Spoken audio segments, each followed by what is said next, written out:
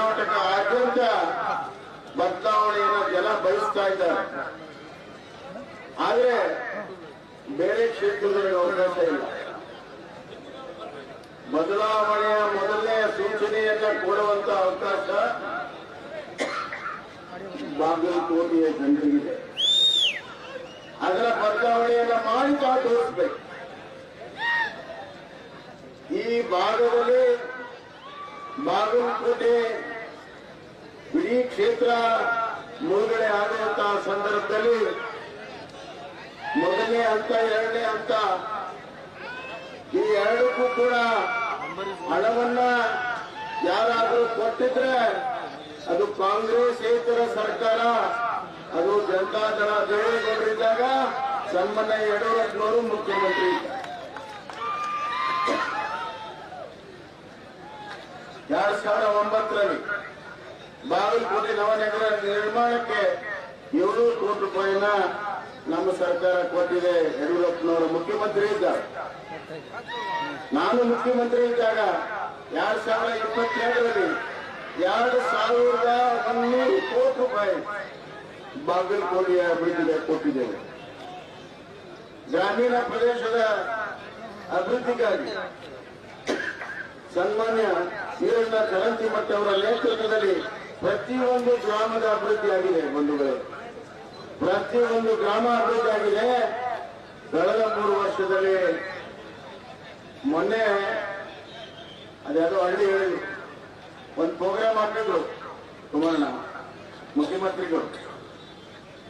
ಆಮೇಲೆ ಅವ್ರು ಹೇಳಿದ್ರು ರೋಡ್ ಸರಿ ಇಲ್ಲ, ಇನ್ನು ಹೋದ್ರ ಇದನ್ನು ಮುಟ್ಟಕ್ಕಾಗಲ್ಲ ಮತ್ತೆ ಜನ ಬೈತಾರ ಅಂತ.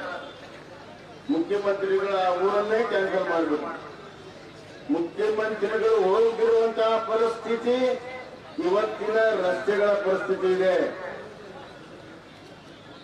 ಮುಖ್ಯಮಂತ್ರಿಗಳು ಈ ಭಾಗಕ್ಕೆ ಮಾಡಿರುವಂತಹ ದ್ರೋಹ ಮತ್ತಾವ ರಾಜಕಾರಣಿನೂ ಮಾಡಿಲ್ಲ. ಸಿದ್ದರಾಮಯ್ಯ ಅವರು ಅತ್ಯಂತ ಕಷ್ಟದಲ್ಲಿದ್ದಾಗ ಅವರ ಕೈಯನ್ನ ಹಿಡಿದವರು ಯಾರು? ಬಾಗಲಕೋಟೆ ಜಿಲ್ಲಾ ಬದಾಮಿಯ ಜನ. ಅಲ್ಲಿ ಮುಖ್ಯಮಂತ್ರಿಯಾಗಿ 30,000 ವೋಟ್ದಿಂದ ಸೋತಿದ್ದಾರೆ ಸಿದ್ದರಾಮಯ್ಯ. ಆದರೆ ಬಾದಾಮಿಯಲ್ಲಿ ಜನ ಅವ್ರನ್ನ ಹಿಡಿದ್ರು, ಅವ್ರ ರಾಜಕೀಯ ಮುಂದುವರಿತು. ಆದ್ರೆ ನೀವು ಕೊಟ್ಟಿದ್ದೇನು? ಯಾವುದೇ ರೀತಿಯ ಕೆಲಸವನ್ನ ಮಾಡಲಿಲ್ಲ. ಕೆಲಸ ಮಾಡಬಲ್ಲ, ಇಲ್ಲಿ ಬಂದು ನೋಡ್ಲಿಲ್ಲ. ಹೇರೂರು ಲಿಫ್ಟ್ ಇರಿಗೇಷನ್ ಅನ್ನ ನಾವು ಮಾಡಬೇಕಾಯ್ತು. ಕಾರಜೋಳ ನೀರಾವರಿ ಸಚಿವರಿದ್ದು 700 ಕೋಟಿ ರೂಪಾಯಿ ಹೇರೂರು ಲಿಫ್ಟ್ ಇರಿಗೇಷನ್ ಅನ್ನ ಮಾಡಿ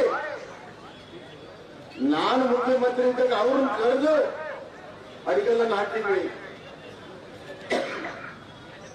ಬಾಗಲಕೋಟೆಗೆ ಯಾಕೆ ಎಲ್ಲರೂ ಹೇಳಿದ್ರು ಈ ಸತಿ ನಿಂತು ಬಿಡ್ರಿ ಬಾಗಲಕೋಟೆಗೆ. ಒಬ್ರು ಬರ್ತಕ್ಕಂಥ ಕೇಳಿದ್ರು ಬಾಗಲಕೋಟೆಗೆ ಯಾಕೆ ನಿಂತಾ ಇಲ್ಲ ನೀವು? ಅವ್ರು ಹೇಳ್ತಾರೆ ಬಾಗಲಕೋಟೆ ಬಹಳ ಅದು ಬಾದಾಮಿ ಬಹಳ ದೂರಿದೆ, ಬಾದಾಮಿ ಬಹಳ ದೂರಿದೆ, ನಮ್ಗೆ ಹೋಗಕ್ಕಾಗೋದಿಲ್ಲ.